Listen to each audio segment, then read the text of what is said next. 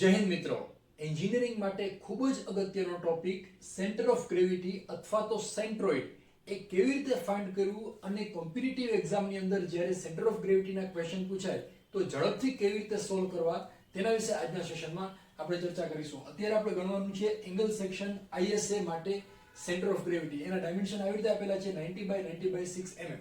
તો સૌથી પહેલા જ્યારે આ ટાઈપનો ક્વેશ્ચન પૂછાય એટલે એંગલ સેક્શન છે એટલે આપણે એલ સેક્શન ડ્રો કરી દેવાનો અને એલ સેક્શનની હાઈટ અને વિડ્થ આપેલા છે 90 mm, જો 90 બાય 90, અને આ છેલ્લું ડાયમેન્શન જે છે that is the thickness of its arm. તો એટલે કે આની થિકનેસ 6 મિલીમીટર, અહીંયા પણ 6 મિલીમીટર અને અહીંયા પણ 6 મિલીમીટર થશે. તો આ ટાઈપનો એંગલ સેક્શન જે છે એ આપેલો છે અને એનું સેન્ટર ઓફ ગ્રેવિટી સેન્ટ્રોઇડ એટલે કે ગુરુત્વ કેન્દ્ર ફાઇન્ડ કરવાનું છે. તો એ ગુરુત્વ કેન્દ્ર ફાઇન્ડ કરવા માટે સૌથી પહેલા ફિગર ડ્રો કરી અને એક્સિસ ડ્રો કરો. એટલે કે સૌથી નીચેની બાજુએ અહીંયા એક્સ એક્સિસ ડ્રો કરો અને લેફ્ટ સાઈડમાં સૌથી અહીંયા વાય એક્સિસ ડ્રો કરો, OX અને OY. ત્યાર પછી જે ફિગર આપેલી છે એના નોન જીઓમેટ્રિકલ શેપની અંદર ડિવિઝન કરી નાખો, ભાગ કરી નાખો. એટલે કે ભૌમિતિક આકારો જે જાણીતા છે એની અંદર એના ભાગ કરવા હોય તો પહેલો ભાગ આવશે આ રેક્ટેંગલ. અહીંયા લાઈન ડ્રો કરી દઈએ તો આ રેક્ટેંગલ નંબર 1 અને આ થઈ ગયું રેક્ટેંગલ નંબર 2. હવે આ બંને રેક્ટેંગલ જે છે એના ક્ષેત્રફળ, એનો એરિયા ફાઇન્ડ કરો. ધારો કે પહેલું આપણે રેક્ટેંગલ લઈએ, રેક્ટેંગલ નંબર 1 A1, તો એનો એરિયા કેટલો થશે, એનું ક્ષેત્રફળ થશે એટલે એની વિડ્થ મલ્ટીપ્લાઈડ બાય હાઈટ. તો એની વિડ્થ છે 90 મિલીમીટર, તો 90 મિલીમીટર મલ્ટીપ્લાઈડ બાય એની હાઈટ કેટલી છે 6 millimetre. 9 6 are 54, so 540 mm square. તો આ પહેલું રેક્ટેંગલ જે છે એનું ક્ષેત્રફળ થઈ ગયું. હવે આ બીજો જે લંબચોરસ છે તેનું ક્ષેત્રફળ, તેનો એરિયા ફાઇન્ડ કરવાનો છે. તો કેવી રીતે કરીશું? એની વિડ્થ આપણને ખબર છે 6 મિલીમીટર છે. હવે આ ટોટલ હાઈટ આપેલી છે 90 મિલીમીટર, એની અંદરથી આ હાઈટ છે 6 મિલીમીટર, તો બાકી રહેશે 84 મિલીમીટર. એટલે આટલી હાઈટ બાકી રહેશે. તો બીજા નંબરનું રેક્ટેંગલ જે છે એની વિડ્થ આવશે 6 મિલીમીટર અને હાઈટ થશે 84 મિલીમીટર. તો આપણે લખીએ area of second rectangle A2 that is equal to 6 into 84 millimetre, એટલે 8 into 64 કરશો એટલે 504 mm સ્ક્વેર આવશે. તો એરિયા 2 મળી ગયો, બરોબર. જો ધારો કે ત્રીજો કોઈ રેક્ટેંગલ હોય તો એરિયા 3 ફાઇન્ડ કરવાનો, ચોથો રેક્ટેંગલ હોય તો એરિયા 4. સૌથી પહેલા સ્ટેપની અંદર બધા એરિયા ફાઇન્ડ કરી દેવાના. હવે બીજું સ્ટેપ, ખૂબ જ અગત્યનું સ્ટેપ, પહેલું રેક્ટેંગલ જે છે એનું સેન્ટર ઓફ ગ્રેવિટી, એના યામ શોધવાના, એના કોઓર્ડિનેટ શોધવાના. કેવી રીતે કરશું? જુઓ, આ રેક્ટેંગલ છે એનું સેન્ટર ઓફ ગ્રેવિટી અહીંયા બરોબર વચ્ચે હશે, રાઈટ. તો એ પોઈન્ટ નંબર 1 જે છે એના x કોઓર્ડિનેટ, એના x યામ કેટલા થશે? તો જુઓ, અહીંથી આપણે ઊભી લાઈન ડ્રો કરી આવી રીતે આમ, તો આ ડિસ્ટન્સ જે છે એને કહેવાય એના x યામ, રાઈટ. તો જુઓ, ટોટલ વિડ્થ છે 90 મિલીમીટર, તો એનું સેન્ટર ઓફ ગ્રેવિટી બરોબર વચ્ચે હશે. તો ક્યાં આવશે? 90 બાય 2 એટલે 45 મિલીમીટર થશે. તો x1 is equal to 45 millimetre, right. હવે y યામ શું હશે? આ પોઈન્ટ નંબર 1 જે છે એના y યામ કેટલા હશે? તો અહીંથી આમ લાઈન ડ્રો કરીએ એટલે કે આ હાઈટ કેટલી હશે વિચારો. જુઓ, ટોટલ હાઈટ છે 6 મિલીમીટર, તો આ હાઈટ એના કરતા અડધી હશે એટલે કે 3 મિલીમીટર હશે, રાઈટ. તો એને કહેવાય y1. y1 is equal to 3 millimetre. x1 અને y1 મળી ગયા. તો એવી રીતે હવે અહીંયા શું કરવાનું આવશે? એરિયા 2 માટે x2 અને y2 ફાઇન્ડ કરવાનું આવશે. વિડિયો સ્ટોપ કરી દો અને તમે જાતે આ ગણતરી કરો x2 અને y2 કેટલા આવશે. હવે આપણે x2 ફાઇન્ડ કરીએ તો x2 એટલે રેક્ટેંગલ નંબર 2 એના x કોઓર્ડિનેટ. x કોઓર્ડિનેટ એટલે આ ડિસ્ટન્સ, રાઈટ. અહીંથી હું ઊભી લાઈન ડ્રો કરો તો આ ડિસ્ટન્સ જે છે એને કહેવાય x કોઓર્ડિનેટ, x2. તો એ કેટલા થશે?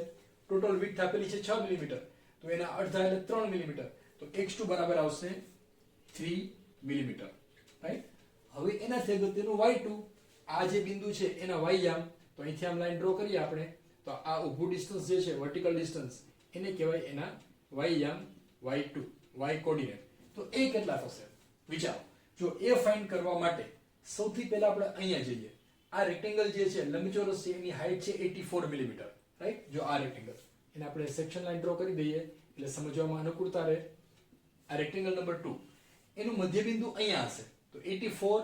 તો આ ડિસ્ટન્સ કેટલું થાય? એના મધ્યબિંદુથી અહીંયા સુધીનું અંતર કેટલું થશે? એના હાઈટ કરતા હાફ, 84 બાય 2 એટલે કે કેટલું થાય? 84 બાય 2 એટલે 42 મિલીમીટર. તો આ હાઈટ 42 થશે. આ હાઈટ કેટલી આપેલી છે? 6 મિલીમીટર, બરાબર. તો y2 બરાબર કેટલા થશે 42 plus 6 that is equal to 48 millimetre. મિત્રો આ બે સ્ટેપ ખૂબ જ અગત્યના છે, x1 y1 અને x2 y2. આટલું થઈ જાય ત્યાર પછી એકદમ સિમ્પલ છે, એકમાત્ર ઇક્વેશન છે, એનો ઉપયોગ કરી અને આપણે સેન્ટર ઓફ ગ્રેવિટી ફાઇન્ડ કરવાનું છે. તો x બાર ફાઇન્ડ કરવા માટેનું ઇક્વેશન છે a1x1 plus a2x2 divided by total area that is a1 plus a2. હવે અહીંયા બધી વેલ્યુ મૂકી દઈએ આપણે. a1 એટલે 540, x1 એટલે 45, a2 એટલે 504, x2 એટલે 3. તો અહીં બધી વેલ્યુ મૂકીશું, ડિવાઇડેડ બાય ટોટલ એરિયા કરીશું, એટલે આપણે ટોટલ એરિયા એટલે 540 પ્લસ 504 એટલે કેટલા થાય છે 5 ને 5 10 1044 અને ઉપર એટલે આ ઇક્વેશન ની અંદર બધી વેલ્યુ મૂકીશું એટલે આન્સર આવશે 24.72 મિલીમીટર. અને y બાર માટેનું ઇક્વેશન છે a1y1 a2y2 a1 a2. બે ઇક્વેશન સરખા છે, અહીંયા x છે અને અહીંયા y છે. એમાં બધી વેલ્યુ મૂકીએ. a1 એટલે 540, y1 એટલે 3, a2 એટલે 504, y2 એટલે 48 અને છેદમાં બેનો સરવાળો 1044 એટલે y2 ની વેલ્યુ આવશે 24.72 મિલીમીટર. હવે આ જે આન્સર આવે છે સો ધીસ ઇઝ આન્સર, પણ એને આપણે ડાયાગ્રામ ની અંદર લોકેટ કરવાનું છે. તો ડાયાગ્રામ ની અંદર લોકેટ કેવી રીતે કરીશું? તો એના માટે x બાર ની વેલ્યુ 24.72 છે, તો એ કોઓર્ડિનેટ આમાં આપણે લોકેટ કરવાના છે. એટલે કે x એક્સિસ ઉપર 24 mm આગળ એક ઊભી લાઈન ડ્રો કરો, એટલે અહીંયા ક્યાંક આવશે આવી રીતે આમ. ધીસ ડિસ્ટન્સ ઇઝ x બાર અને એવી રીતે y બાર એટલે આમ આડી line somewhere here. This is center of gravity, એને આપણે નામ આપીએ g અથવા cg. એના કોઓર્ડિનેટ આવશે 24.72 24.72. So this is the center of gravity of given angle section ISA 90/6. મિત્રો કોમ્પિટિટિવ એક્ઝામમાં જ્યારે આ ટાઈપનો ક્વેશ્ચન પૂછાય ત્યારે એક જ મિનિટની અંદર આપણે એનો આન્સર તૈયાર કરવાનો આવશે. તો એ કેવી રીતે કરવો એ જોઈએ. ધારો કે આવી રીતે પૂછાય છે એંગલ સેક્શન ISA 90/6 માટે એનું સેન્ટર ઓફ ગ્રેવિટીના યામ કયા હશે, એમાં ચાર ઓપ્શન આપેલા છે A, B, C અને D. તો આપણે રિવર્સમાં સ્ટાર્ટ કરવાનું, પહેલા એક એક સેક્શન જોતા જવાના, એક એક ઓપ્શન જોતા જવાના. ધારો કે પહેલું ઓપ્શન છે 6 6, તો એ પોઈન્ટ ક્યાં આવશે? અહીંયા આવશે 6 અને 6. તો અહીંયા આ આખા સેક્શનનું સેન્ટર ઓફ ગ્રેવિટી હોય નહીં, કારણ કે અહીંથી આપણે એને પકડીએ તો એ બેલેન્સમાં રહે નહીં, એટલે એ આન્સર નહીં આવે. B 90 અને 84, x બરાબર 90, y બરાબર 84 એટલે એક એક પોઈન્ટ આવશે, બરોબર. તો ત્યાં પણ ન હોય, સેન્ટર ઓફ ગ્રેવિટી આટલું બધું દૂર ના હોય, એ વચ્ચેની બાજુએ હોઈ શકે, આખી જે ફિગર હોય એની વચ્ચે હોઈ શકે, એટલે આ પણ નહીં આવે. ત્રીજો ઓપ્શન છે 24.72 24.72 એ હોઈ શકે. અને ચોથો ઓપ્શન છે 45 45 45 એટલે આનું અડધું, 45 નું અડધું, આ 30 90 નું અડધું અને 90 નું અડધું આવી રીતે અહીંયા. તો અહીંયા પણ ન હોય, કારણ કે 90 નું હાફ એટલે અહીંયા થયું, આ અહીંયા ક્યાં, બરોબર. આ હાઈટ નું હાફ એટલે અહીંયા. તો અહીંયાનું સેન્ટર ઓફ ગ્રેવિટી ન હોય. અહીંયા સેન્ટર ઓફ ગ્રેવિટી કોનું હોય? જો આ ફૂલ સોલિડ સેક્શન હોય, આખે આખું લંબચોરસ હોય, સોલિડ હોય, અહીંયા બધે મટીરીયલ હોય, તો એનું સેન્ટર ઓફ ગ્રેવિટી અહીંયા હોય, એટલે કે 45 45 તો હોઈ શકે. અહીંયા મટીરીયલ કટ કરેલું છે એટલે આ ઓપ્શન પણ નહીં આવે, એટલે સાચો ઓપ્શન આવશે ઓપ્શન C. તો મિત્રો આ રીતે તમે એક્ઝામની તૈયારી જે છે એ કરી શકો છો.